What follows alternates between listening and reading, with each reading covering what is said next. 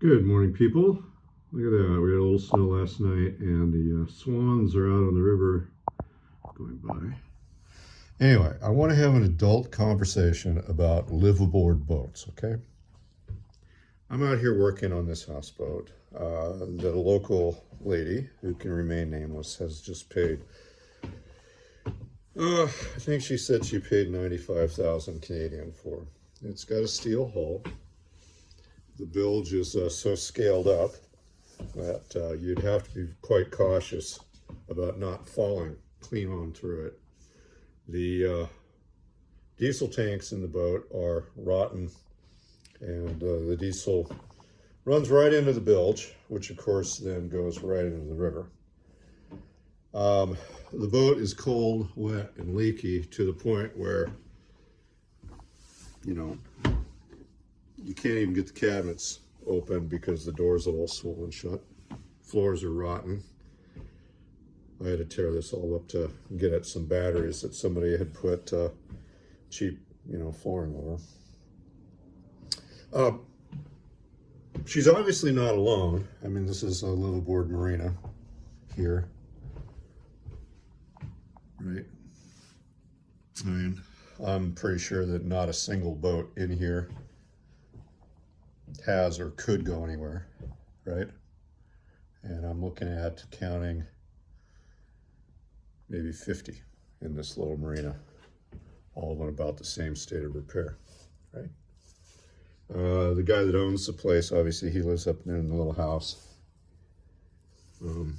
This is Crown land, of course. That's a leasehold. That's how it works in Canada. So he ostensibly has a generational lease to manage this marina, quote unquote, for maritime vessels, quote unquote. But I mean, there's nothing in here that would meet the definition of a vessel under maritime law. There's nothing here that's mobile, right? And in fact, in Canada, it's illegal to have a derelict vessel, that is something that was once a boat by definition, that no longer has motive power, right? For more than 60 days, okay? Why do I bring this up?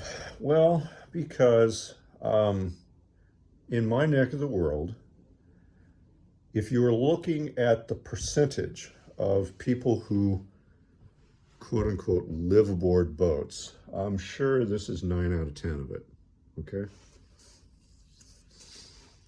And none of this expresses a good stewardship for nautical history or seamanship or the environment or anything. Like, all these boats are pumping sewage right into the river completely. And again, not a few of them leaking fuel right into the river, which is a bigger concern. There's the swans again. This is problematic if you intend to move into this lifestyle as a person that has a more authentic relationship with the world of the oceans, right? Because obviously, if you intend to keep your boat in good repair and intend to be mobile, and you're a responsible voyager, like, you are an outlier. Now, I understand that if you watch YouTube, you'll see lots of pretty shiny people and expensive pretty boats, okay? And sure, they disproportionately end up in front of your face because that's what serves the algorithm, right? But in reality, when you're talking about liveaboards, this is mostly what you see. And it's not pretty, and it's rather desperate. A lot of the attraction for people is they buy some older boat, like this big ugly crisscross over here. You probably can't see, but the planks are literally falling out of it, right? Because they're looking for a cheap place to live. The fact is, boats are not a cheap place to live. The only thing that's keeping that boat afloat is the fact that at one point it was well built And as it rots into the river without any maintenance whatsoever, the guy on board is just hoping that he rots into the river faster than the boat does. So it's not that the costs aren't there, they're just invisible because they're being borne by, well, the taxpayer that cleans up the sunken boat. And it comes out of the infrastructure of the boat, and then that ends up in the chipper down the river. There is increasing pressure everywhere that I know of to remedy this problem. The problem is that, in spite of the fact that I get, or I keep my boat in good repair and I take my seamanship quite seriously, you know, and I've taught sailing for years. There's a lot here on this channel to discuss it. In spite of that, I get lumped in with the same crowd, okay?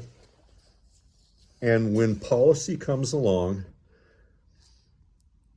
in terms of, you know, regulations, what I need to have about certain kinds of safety equipment or this, that, or the other thing, which happens all the time, or my insurance gets to be more expensive because of boats sinking or catching on fire,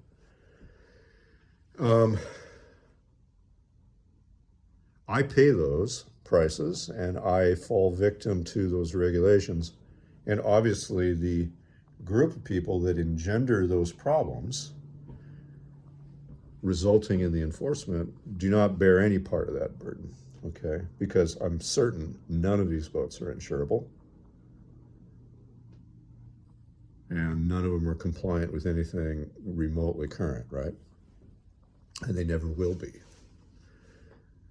So what I'm getting at here is that if you're going to take on the lifestyle in earnest, be aware that this is a serious part of the issue and that you will find the presence of what I'll politely say to be unfortunate people without any judgment here, okay?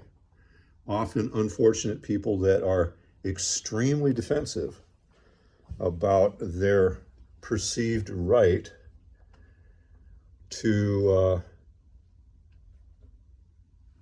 abuse the commons, right?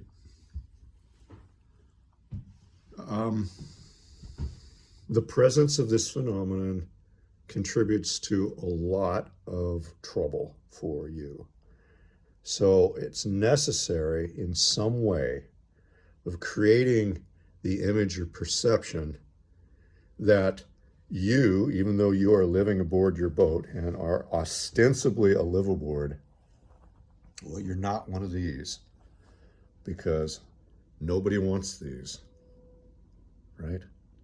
And this is a lifestyle that's going to come to an end because we simply can't, as a culture, afford to bear the costs.